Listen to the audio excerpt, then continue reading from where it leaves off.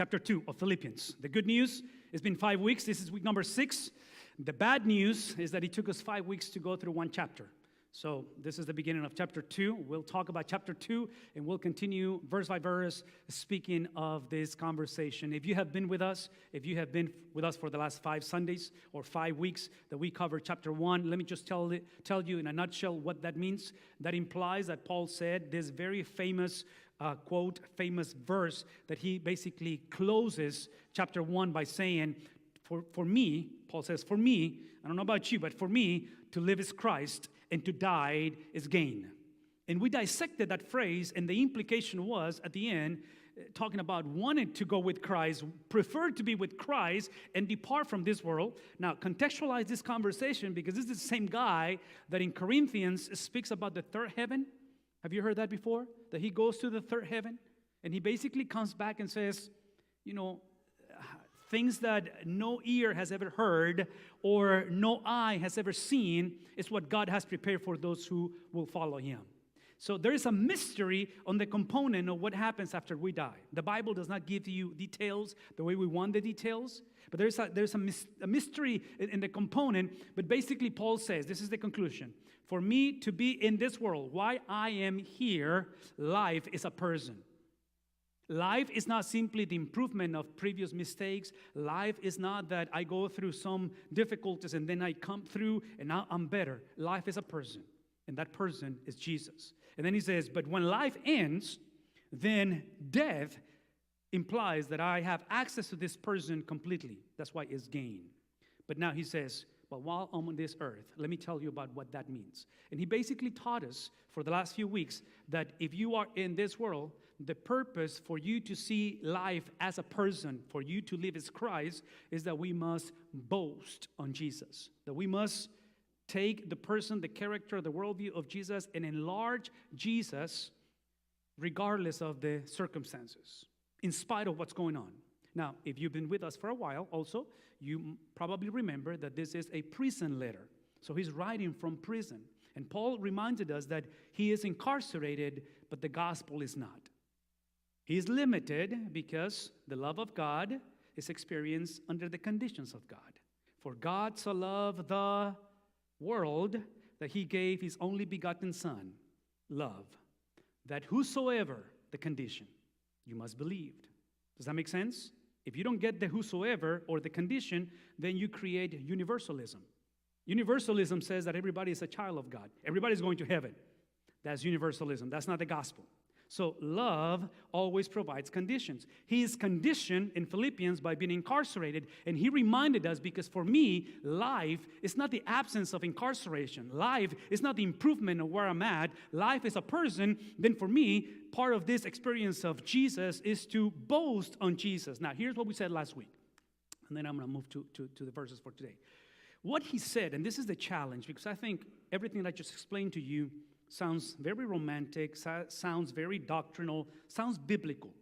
But then here's the implication, and this is where Paul loses me. This is where I'm like, oh man, I don't know if I want to do this. I don't know if I want to do the boasting. Because Paul says the boasting, the enlargement of Jesus is in the context of persecution and suffering. And I'm like, I come from a dysfunctional family. My history is not very, very attractive. And I'm like, that's why I came to Jesus. I don't want any more of this dysfunctionality and brokenness and craziness. Well, apparently Paul says, hey, join the club. Now, as you boast in Jesus, as you enlarge the fame of Jesus, it is not because of the circumstances have improved. It's in spite of the circumstances. Now, here's what he said. He said, I want to join Jesus in his sufferings. But then he said last week that the joining of Jesus in his sufferings is what brings unity, because now we are united by the sufferings of Jesus. Now, this resonates with me a lot, because I come from a background that what unites me with people is doctrine, is mindset and worldview. When I was single, I was looking for a Christian girl. Singles, right? Well, nothing wrong with marrying a Christian, but Paul says that's not really unity. That's important, but unity is that you can find singles, an individual, that they also have the same worldview when it comes to suffering. because it's a matter of time. Your background, childhood, adolescence, young adult, you and I have gone through multiple experiences of difficulties. As a middle-aged guy, I'm in the midst that I just went through 2 funerals this week. You know, I'm constantly faced with the reality of seeing elderly parents that are gradually, I'm driving to Houston right after church today to MD Anderson to take mom to chemotherapy and things like that. So the point is that it's not whether we have gone or we are going through difficulties. What he's saying is, how do you take the context, the reality of life, and make it an experience where Jesus is boasted, is exalted. And again, as a single individual, you have the beauty that besides the physical attraction, besides that the 2 of you guys are Christians, besides the dreams and all the desires that you guys have to build a life together, here is the question. Do you have the marks, the scars of the gospel as the common denominator? Because Paul says it is there and only there that you find true unity. Through unity. This is where you find the boasting of Jesus in this context. So today, on chapter 2, he moves us into the therefore. Here is what it implies. If you are united as a church, not just because of doctrine, because where you grew up, and you used to be Catholic, now you're, all this, that's fine. We can talk, and we can kind of, go through those differences or ideals or, views. But Paul says, if our unity is based on the suffering of Christ, if the fame of Jesus continues to grow in spite of our circumstances, Paul says, since that's the case, not if, but since, then you have right now not the improvement of circumstances, you just find encouragement in your circumstances. But don't get too excited, because apparently the encouragement is found not because now you get a better marriage, a better, work experience, a better parenting experience. It's because of the unity that you have with Christ. So I'm going to say this one more time. If you have time tonight and you read chapter 3 of the same book of Philippians, he's going to get into a battle. He's going to argue with the Judaizers. And he's going to go through multiple experiences of what you may call success in his life. And eventually says, I consider all of this as rubbish. It's non-existent, because my goal is to be united with Christ. Now, here's the question. When do you typically need encouragement? When the situation is discouraging. So I'm not prophesizing nor desiring that you find yourself in a discouraged situation, in a situation of discouragement. That's not what I'm asking the Lord. All that I'm asking is that you and I today, we make a conscious decision to be united with Christ. So when, not if, but when the situation gets discouraged, what do you find in the midst of discouragement? You're going to find the unity with Jesus. And I'm going to say this again. Your unity with Jesus cannot simply be doctrinal. I want you to believe what Jesus believed. But it seems to me that the unity with Jesus has to do with the way he suffered. Then he says, I want you to experience, or since you're finding comfort, the comfort comes because of whose love? In other words, be careful that you're not talking about your love, you becoming more compassionate, you becoming more loving, you becoming less hateful, you becoming less combative. Because, let's just be honest, we enjoy company of individuals that they're not troublemakers, right? We love cohesiveness.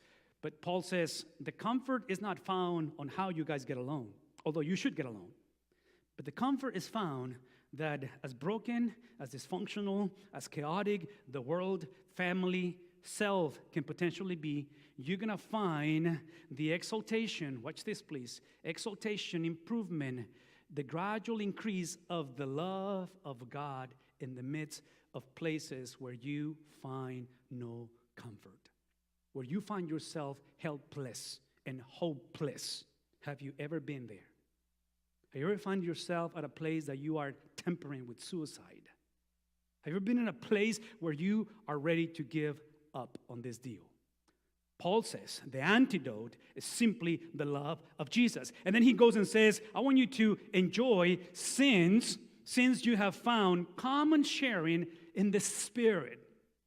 And again, it is really hard to read this because he's speaking to individuals that the churches were completely diverse. between convert Jews, convert Gentiles, convert Romans, convert barbarians. So you can only imagine business meetings in this context. Chaotic, messy, dysfunctional.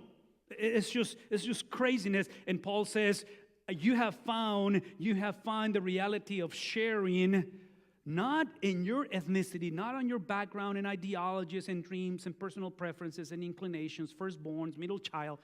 Yeah, we can talk about this. But the unity that you find is a supernatural experience of the Spirit of God. That this Spirit is the same Spirit that not only brought Jesus from the death back into life, but that's the Spirit that saved you, Paul says. But this is the unity, or this is the commonality that you find and that you need to live like a safe person. Because here's the bad news of this whole scenario. The bad news is that in reality, verses like this is not a wishful thinking or a wishful desire of Paul that this church will never find themselves discouraged. He's not simply hoping that in your walk as a young man, young adult, elderly person, you never find yourself at a place that you find no comfort. This is not a passage. This is not Paul giving some sort of a therapeutic, message that simply, hopefully, allows you to find commonality in your relationships. Paul is basically saying, guys, you are the generation that are discouraged. I know because I'm incarcerated and you've been persecuted that right now there's no comfort. You see the Roman government, they're just growing in power and abuse. You may be at the place right now where you find no commonality around the people that you work with. And for some of us, you may find yourself with family members that you see the distance, the gap just growing and growing. As an elderly person, you might look around and say, millennials, generation Y, why? I don't understand what's going on today. And you find yourself distant and distant and distant in your relationships. So here's the thing. He places all of this into one single component, which is the character of God, which is compassion. God is a God of compassion. So let me just translate that for us right now in this moment. Again, I participated in 2 funerals this week. And again, just seeing the departure of men and women. There's a 3rd funeral that I haven't attended. Or I did not attend, but it was the funeral of a pastor here from the valley. And when I think about those experiences as a pastor, and I've done a lot of funerals myself, I have never walked into a funeral, grief, sadness, part of the component, but I've never walked into a funeral where people are wondering whether God exists. In most scenarios of life, the issue is not the existence of God. In most scenarios, the question is, does he care in the midst of my situation?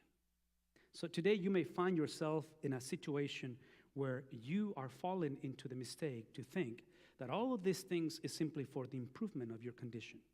And I want you to improve.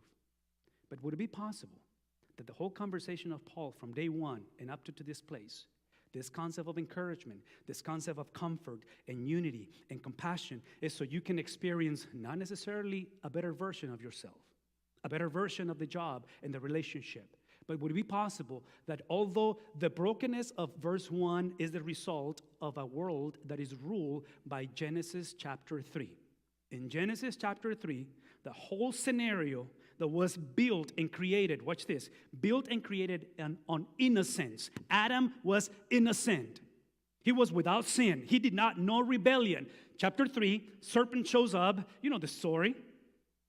She disobeys, he disobeys, they rebel, and then sin entered the world.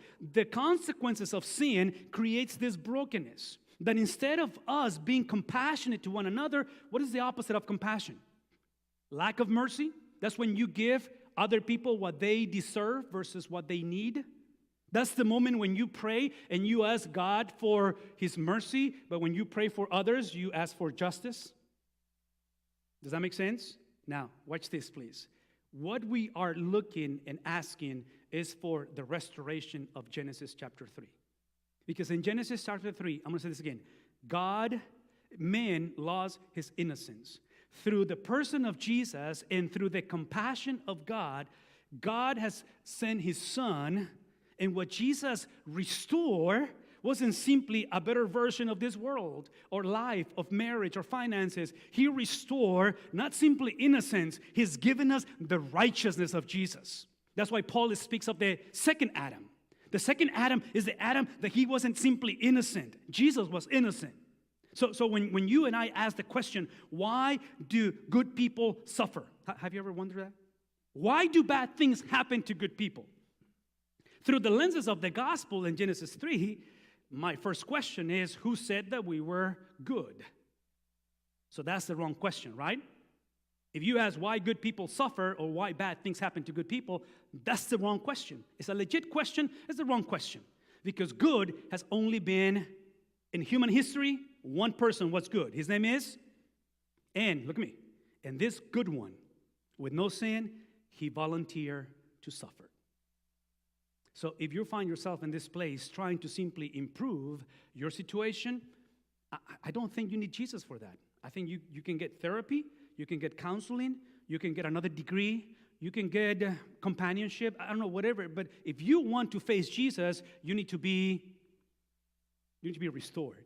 And the restoration of your life is simply that now Paul says, here's the restoration of your life, that when you give to Jesus your discouragement, your sorrow, your grief, your brokenness, your lack of compassion, because your tendency is to give people what they deserve, not what they need, right? That's my tendency. Then Paul says, let me tell you what happens in this legal exchange.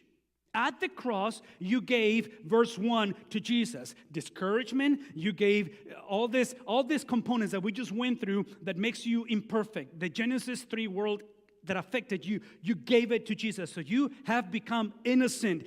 He restores you. But the restoration implies on verse 2 that now Jesus, in the exchange, He gives you His grace. He gives you His righteousness. He gives you, watch this please, He gives you Himself.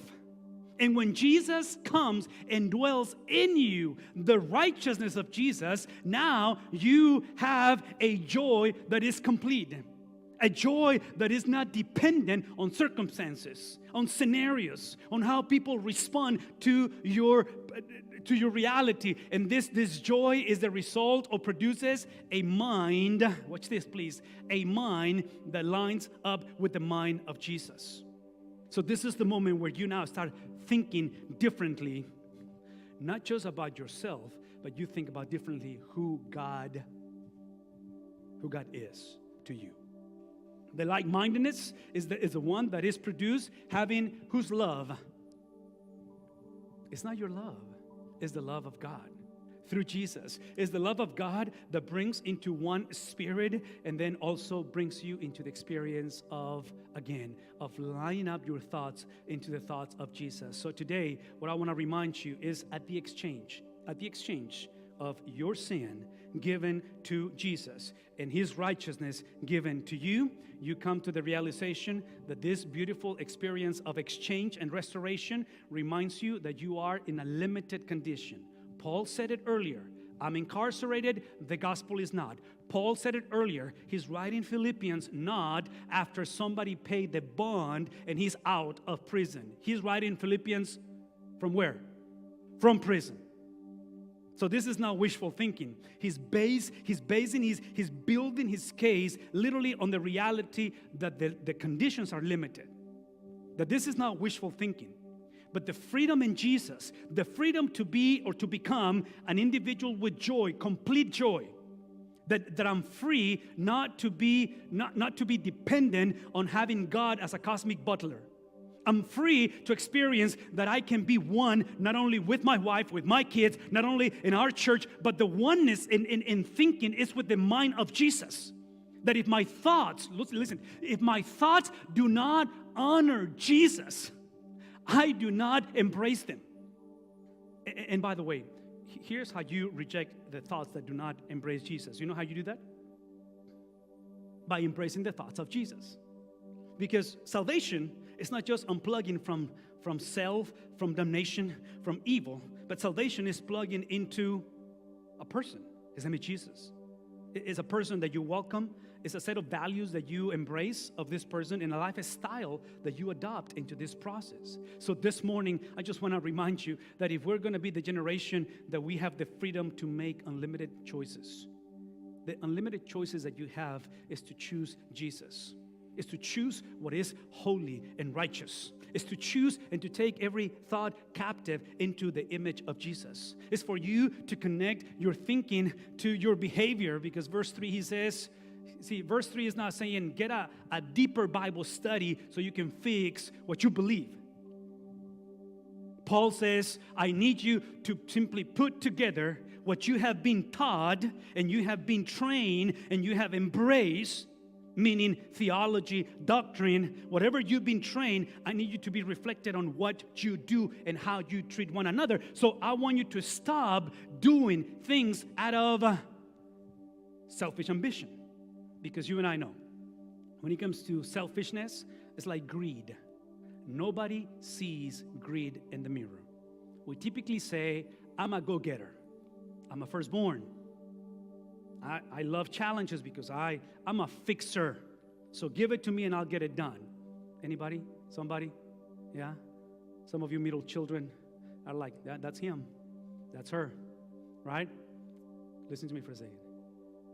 Watch the language. He's speaking of taking out and removing the obvious, the concept of self-ambition, the concept of vain conceit. How do you do that? Well, again, you recognize the problem. Number one, for these churches is false teaching. And would you, I know I'm fixing to offend people. I'm fixing to make this very prejudice against what's going on in our government, in our culture, in our families. But in most scenarios, which is the scenario for these people, the issue is not walking away from the faith, although it is walking away from the faith. The issue in today's culture, false teaching, is mixing Jesus with somebody else, with something else. That's the problem. So how we process life and how we do life needs to be through the exclusivity of the gospel. What Jesus said about himself and what Jesus did based on what he said about himself. And Paul says that is called humility. If you come back next week, Palm Sunday, and especially on Easter Sunday, Resurrection Sunday, we're going to talk about what he means by humility. And humility, just as a preview, is simply valuing others. How do you value others? Now, if we were to do this, just again, I'm fixing to offend people, but hey, that's what I do for a living. If we were to do this verse, do you realize that this will fix abortion? No? Yes? Come on, talk to me. This will fix divorce. This will fix assisted suicide. This will fix, not the world, it will fix me and you at a personal level. If I can be the individual that as I think of 2 funerals this week, as I think about this pastor that just died, can you imagine a generation of men and women right now, right here, in this moment, that we will be remembered for our humility in spite of our doctrine? Can you remember a marriage that what they're known for is how humble they are? And they're raising a generation besides the theology, besides the doctrine, besides the values and attributes, and nothing wrong with those things. But can you imagine a lifestyle that the driving force is putting others above yourself? That will be the generation that is ready to face the reality of persecution. Versus when your driving force is not humility, but instead is self-ambition or vain deceit, that's exactly why when persecution shows up, separates the boys from the men. That's exactly what determines not what you believe, but who you really are. Our prayer, our desire as we move into the latter part of this Lent season is for us to stop looking at our own interest. The sacrifice of Jesus is the model that has been imputed and given to us. In other words, this is not just a blueprint on how we should do things. Hear me say this. This is what took place when you embraced Jesus in your heart.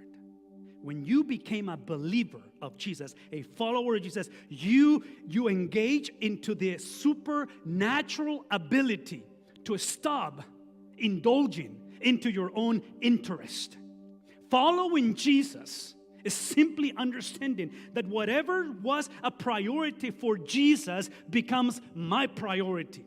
Wherever Jesus did not engage, I do not engage. And whatever Jesus saw in the lives of others, however Jesus put others, the interests of others above my own interests, Paul says this is when you engage into relationships in a manner that describes the same mindset of Jesus Christ. 2,000 years ago, Jesus exemplified this as a result of his mindset prior to his arrival. Because you and I know that Christmas, the arrival through this Virgin Mary, the journey of 33 years, specifically the latter 3 years, specifically the passion of Jesus, was never accidental. From day one, God having a conversation as a father with the son, seeing Genesis 3, creating the brokenness of the world, and you and I becoming inheritance, becoming or imputed. We received the sin of Adam, and we were enemies of God. There had to be a conversation between the Father and the Son, that the Father, because He is holy, because He's righteous, His mindset never changes. And God had to place His wrath on someone, because Romans says that the wages of sin is eternal separation from the mind of God. So God, talking to the Son, said, I need you to go and I need you to become the redemption. I need you to make an exchange of mindsets. I need you to move and remove the mindset that was birthed, that was created through rebellion. And I need you to create an exchange where your arrival through a virgin young lady becomes this experience that anybody, whosoever puts their trust in Jesus, will experience the mind of Jesus. But the beauty of this, and here's where I want you to hear this, the beauty of this exchange that is based not just on that conversation, not just on the miracle of the virgin conception or the sacrifice of Jesus, which is perfect. The beauty is that the mindset that you received in Jesus, through Jesus, are His 33 years of life on earth. So when Paul says, I need you to simply base every single relationship in your life through the same mindset as Jesus Christ, is that today, if you are a follower of Jesus, is that you learn, you walk, you embrace, you think, you process life through the mind that Jesus has while He was on earth. Do you know this mind? Do you want to know this mind? Are you willing to make the exchange of your mindset for the mind of Jesus? I'm going to say this one more time.